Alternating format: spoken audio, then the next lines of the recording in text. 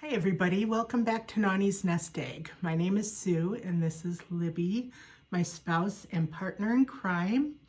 And we are here for another story time. Libby has finally agreed to take a scooter course. What is it? Safety course. And I'm going to let her start the story as to why. Well, I am going to start by saying on June 19th, 2021, I bought a scooter. And 4 days later, we went back. It was like the 22nd, we went back to get Sue a scooter. I like a scooter. We really have fun on our scooters. It's a very free experience. It's wonderful.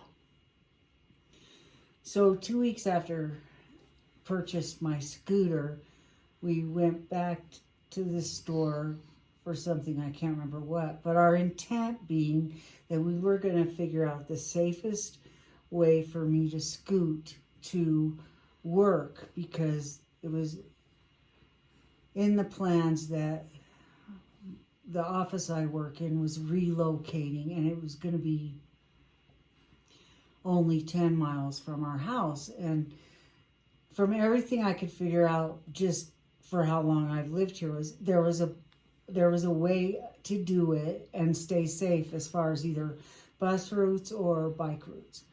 And so our intent was to find a safe way to get to and from work once the office actually moved to the building. And it was in downtown Denver. It was just past downtown Denver. Just past downtown, from our just side. West. So we're east of Denver and they're west of Denver. So she would have to go through Denver. So we wanted to practice so she knew before she had to do it. So it was a very hot day. It was in the upper 90s. And we decided we were going to do it. I had just gotten my scooter and it only scooted around the neighborhood, so I was a little apprehensive. So Libby said, I'll lead, which I like to follow, so that was good. And we headed downtown, stopped at the scooter store because Libby's brakes were squeaking. And we just wanted to make sure that everything was okay. It was a, couple weeks old scooter, and we didn't want it to, and it's just something new brakes on scooters do. And then we went by her office building, and then What was going to be the office building. And then we came back towards our house a little bit and stopped at a really cute little Starbucks. At Spear and 14. Nobody's gonna know it, Okay. except Emmett and Lane or anyone else in the Denver area.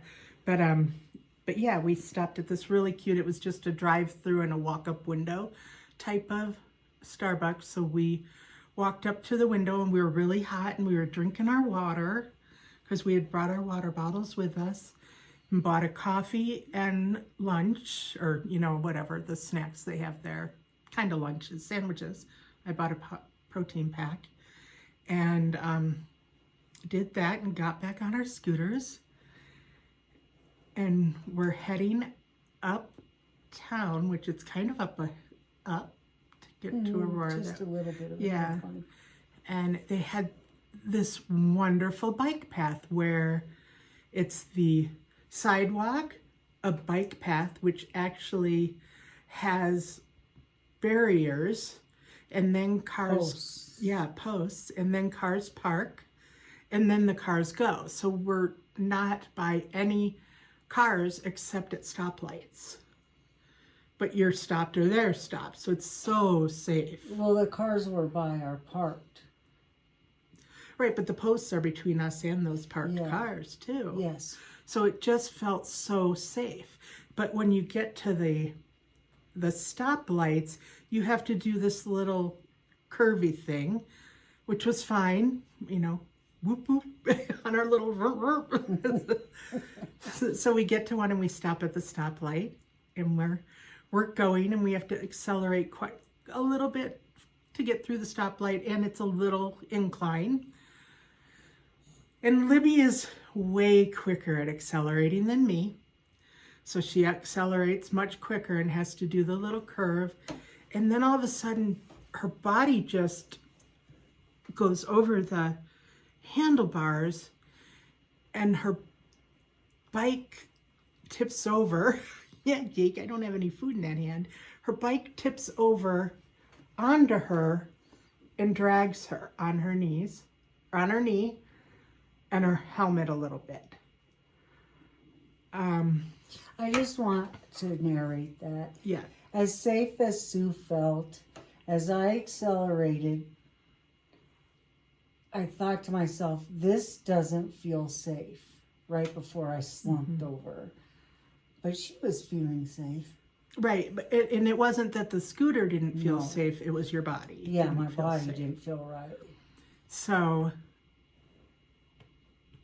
I'm scared to death. I stop, I get off my scooter. She's already up and got her scooter up and is getting back on it, okay?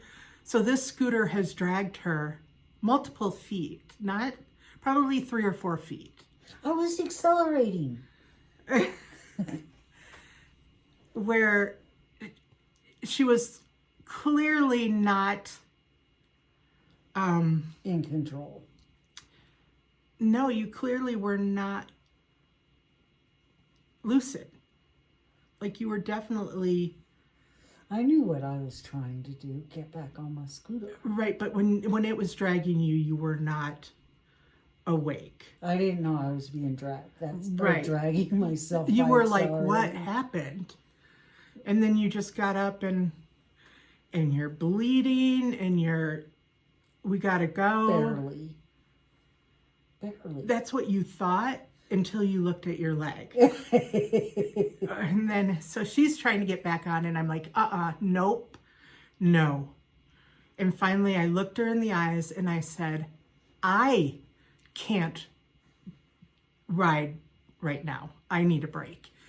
And she goes, whoa, me too. And she sits down in the grass. And she's about to pass out or black out or something. And she's like, I can't get my helmet off. And you laid down. And then you were just like trying to sit up again. And you wanted to drive again. And I'm like, no, we just need to, we need to sit. And we need to rest. I need to get my bearings back. I'm shaken up. And I kept bringing it back to me, but I knew you weren't okay. And I said, please let me call an ambulance. And no. And I got your helmet off. Oh no, you got back up and wanted to try to ride again. And you were like, oh no, I gotta sit down. And that's when I got your helmet off and you were laying in the grass. And then a security guard from it's the jail across the street came over. I think it was a shift change. And he came over and said, are you guys okay? And you're like, yeah, I'm fine. And I'm like, call for help. I didn't say anything. Like, clearly she's not fine. Her leg looks like it's falling off and because there's so much blood. And you're just like, oh, yeah, I'm bleeding. There was so much blood. There was a lot of blood. And then a nurse came by a little later. Are you guys okay? Are you sure? She was really persistent in asking questions to make sure you were okay. And are you sure? Did you bump your head? No, I had my helmet on. Oh, that's good to know. But she couldn't sit up or definitely not stand up and wouldn't let me call help. And I said, please let me call Emmett. And you were like, okay. And then you're like, no, don't call Emmett, as I was calling him. So I hung up and then I texted him, call me, in all caps. Okay. And so then I tried to sit up and I did sit up and I looked at Sue's scooter. What color is your scooter? My scooter is teal. It's so beautiful. We'll put pictures at the end of this video of our scooters. Okay, so I looked at Sue's scooter and I knew it wasn't the right color. I knew it was white to me. It was just white and a little bit fuzzy, and I thought, oh, there's something wrong. I don't know what it is, but there's something wrong, and I just laid back down. And that's when I texted, call me, in all caps. And so Emmett called and I said, what happened? Where are you? I'm coming. And you said, no, don't come. And Emmett said, you have a choice. I'm calling the ambulance right now or I'm coming. And you're like, okay, you can come. Kind of sounded like I did the whole time I was raising him. Right.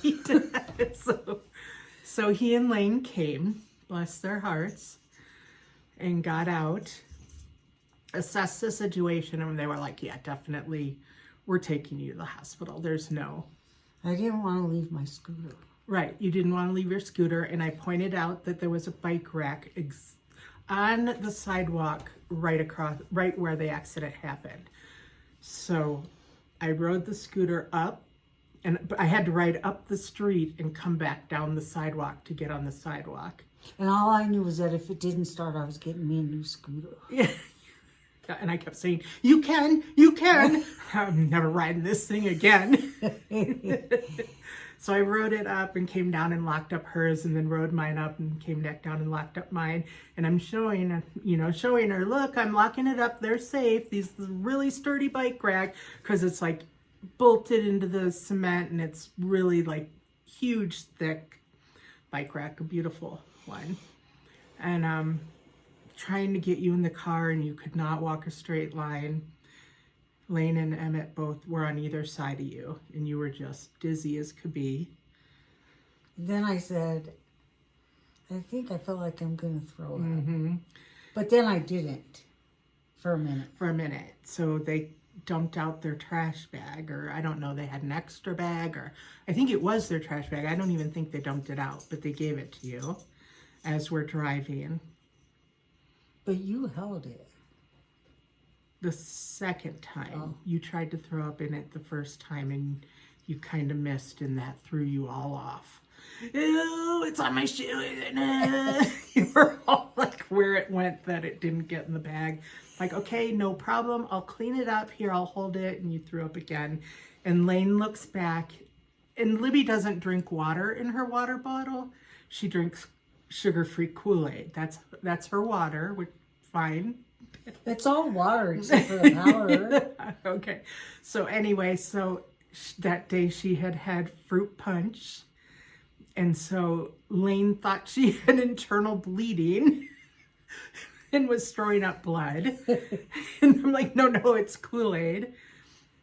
Mm-hmm. And so we get to the hospital, and it's in the middle of the pandemic. So I'm able to go in with you, but not Emmett and Lane. And we're masked. Oh, of course, we're masked. And we go in and we tell them what happens, and they take us to check-in, put her in a wheelchair, and take her right back to do vitals. And Emmett and Lane are going to wait in the car. Just wait in the car until they know more. So they do your vitals, and they're taking a really long time, and I can't see the blood pressure on the machine, like it's turned away from me, but I know something's not right, because they do left arm, left arm, go get another machine, left arm, left arm. They just keep going back and forth. And then, do you normally have low blood pressure? You're like, no, I'm on medication for high blood pressure. And they're like, well, you know the rest of that story, so you can tell it. I just know that they said, we have to take you. You're moving the camera. Oh. But still now. We have to take you, we're going to take you back. To the trauma. And I said, well, try this arm. Yeah. And this woman, like, so dear, kind of gives me a little pat and says, we already did. She didn't tell me 5 times. like multiple, like But- with 2 different machines. But I never felt the cuff. You just weren't, like, yeah, you were in a fog. So she just explained to me that there were going to be a lot of people, and so maybe it was going to be overwhelming, or I don't know. Yeah, they explained what the trauma room experience would be. Yeah. And that I could go back, but I wasn't allowed in the room. Yeah. So, and, you know, for me not to be scared, they were also trying to, you know, they're going to take her back. They're going to, you know, a lot of people are going to be in that room, doctors for every part of, you know, every area that could be hurt and da-da-da-da-da, whatever. And so they whisked you back, and like, I'm running. Like, that's how fast they're whisking you back there. And it's not that far, because it's one of the first rooms, but to get you back And there. it's big. Like, it's way bigger than just an emergency. Yeah, it is a bigger room. And then, and they told me they needed to remove my clothing. So I just said, don't cut it off. And they said, well, as long as we can get it off, we won't cut it off. And I told them I could help. But they let me leave my unders on. and you were able to get your clothes off, so nothing was cut. Right, nothing was cut. No, and then you got into the beautiful hospital robe. I don't know, I just know they transferred me. I don't even know how they did that, but it's not like I stood up. Oh, no, they just, transferred me. yeah, they grab onto the sheets and pull it onto the other bed. But I was in a wheelchair. Oh, I don't know, but I know you did not stand up. No, and then they brought me a chair to be right outside the room, facing the room, at the nurse's station. And they're doing all the things I can hear. They shut the doors. It's not a curtain. Right, but the door was still open when I was there.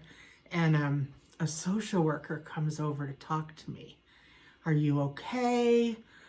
Trauma is, you know, it's pretty serious, and you can't be sitting right here, so I want to take you back to a family room so we can have a discussion. So I'm thinking, she's dying. Why would a social worker have to talk to me? Just like she says my knee was bleeding. It was road rash. Okay, I'm gonna insert a picture into the end of this video of her knee. I don't know how to do the little picture on video, but I'll put it at the end of this video to show you it. It was road rash, but it was big, and it was, ugh. And your hands were bleeding, and it was traumatic. And you had it on your hip, and you had bruises on your hip, and it was, and I watched you flop and drag. Like, you have no idea. And thank goodness we bought these like 50-pound helmets that have the huge chin guard, because the guy's like, do you like to chew your food? This is the helmet you should get, so if you ever get in an accident, you won't break your jaw and get your jaw wired shut. Because that would have been the accident, that you would have had your jaw wired shut, right? So anyway, I regress. So I'm calling Emmett. I'm like, they said you could come back here. They're taking me to a family room, and it's a social worker. And he's like, I'm coming. And the social worker's coming to get you, because it's COVID, and, you know, you can't be anywhere at any time without permission, supervision, mask, whatever, in a hospital especially. So, and usually you can't even have a visitor. So to have 2 is at that point in COVID. So he comes back, and they put us in a room all by ourselves, and the social worker sits with us and talks us through it, what happened. I don't know. I looked, I didn't see any gravel or rocks. I don't know what happened. I can't figure it out. They're saying she has low blood pressure, but she's on blood pressure medication, and da, da, da. Well, maybe she no longer has high blood pressure. I don't know. We're just trying to figure it out. And then she leaves. Well, do you want a drink? Do you want to, just nothing that usually happens in an ER. Usually you're left to fend for yourself. And So that's it on our end. We're just left in this room. And then they're just taking you for a CAT scan, X-ray, MRI, I don't know. IVs. IVs, yeah. And all I really remember about that, except for them being busy, is when I went under one of the machines, the person who was putting me through it said, "Oh, I really like your tattoos." And I said, "Thank you." And then I was like, "Oh, what am I doing?" and then they took. Then I was out, and I had to get back in the wheelchair. But by then, I was kind of on my feet. I got back in the wheelchair, and they wheeled me back to the trauma room. So by then they were saying... And then they let you in, right? Once all your tests were done and they had said you were dehydrated, then they let us back in and they were going to move you to another. Am I boring you?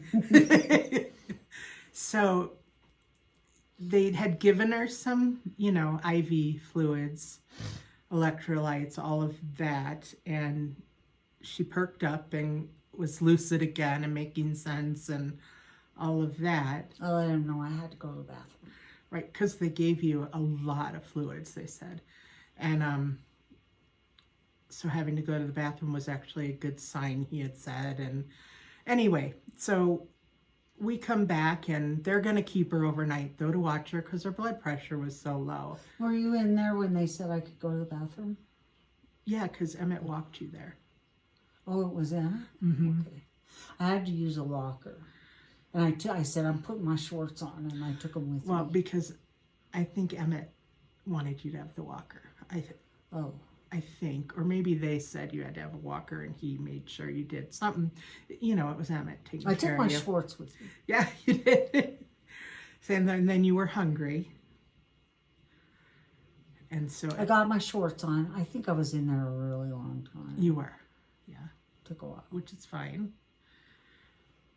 You had gone through a lot. So then you come back and we're still in the trauma room. Is that right? Yeah, we were still in the trauma room. But Emmett said we were in the regular room. Oh, maybe from the bathroom I went to a regular room. I think that you were coming No, up. because I was still in the trauma room when that guy told me they were going to have me spend the night. Okay. It looks like you're okay, but we need to observe you, so we're going to have you spend the night. And I looked at him. I'm like, lay him there. I said, I'll come back tomorrow. Yeah. Who comes back to the ER the next day? I wasn't staying. So then all of a sudden another trauma came in, so they had to move you. Well, and he said, or somebody said, if you can walk, you can go home. And I said, I've already been to the bathroom. Look, I got my shorts on. But Emmett said that they were in the hallway and said, she's eating and she's already gotten herself to the bathroom and back. And then somebody else said, why is she still here? So then they discharged you. I don't know the sequence of events because we're confused. But when we talked to Emmett about it, he has a better memory than either one of us. Now he does. Yeah. So. But also they told me, well, if you can walk, Yeah. we'll let you go home. And I said, well, I've already been to the bathroom. They're like, oh. I said, I used that walker over there. And they're, oh. I bet then he went out and said they're eating or she's eating, and that would make sense. Yeah. And in the meantime, our daughter-in-law is still waiting in the car and has gone to our house to take care of our dogs and to her house to take care of her dog and back and sitting in the car just waiting patiently for us. Wayne's the same that way. And then you came home. Oh, they wanted to put me in a wheelchair again to take me to the car. I said, I'll use that walker. Well, they were discharging you and Emmett goes, aren't you going to clean that? Oh, yeah. Like they hadn't even looked at your knee. Like we didn't know if there were rocks in there or glass or But you said they x-rayed it. It wasn't broken or anything. But yeah, so then they just sprayed or used the squirt bottle and squirted it and put a Band-Aid on it and let us go. And that's... So then we got home, and Emmett said, "You wait. I'm gonna get the walker out of the garage." And I was like, "Okay." So here comes Emmett with the walker, and I get out of the car, and I'm like so excited. It has handles on it, and I think, look, Emmett, it has brakes. This walker has brakes.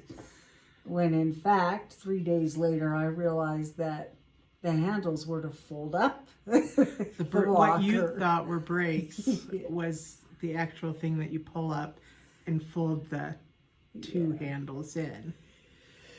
So then the next... So I could have collapsed myself. Right? Walking with the walker. But that was the only time you had to use the walker. Yeah. Like you didn't even... The next day you're like, "I'm fine. Let's go get our scooters." So Emmett's like, "Okay, I will take you, but we're following you home. You have to go on roads. We can follow you home." Yeah, and at first they said they were going to take you to go get one and then the other. Right. And I said, "No, I want to know that I am willing to get back on my scooter. Yeah. And that means I need to do it before 24 hours pass." Yeah, and that's fine. Whatever you needed to do. Yeah, I was ready to walk We to agreed go with get you. my scooter. I would have taken the bus. I was couldn't go get my scooter. So we went to go get our scooters. We unlocked them and started riding, and she did the same motion. And my heart just dropped. But what she was doing this to position her bum, because sometimes you have to position your bum on the seat to get things situated comfortably.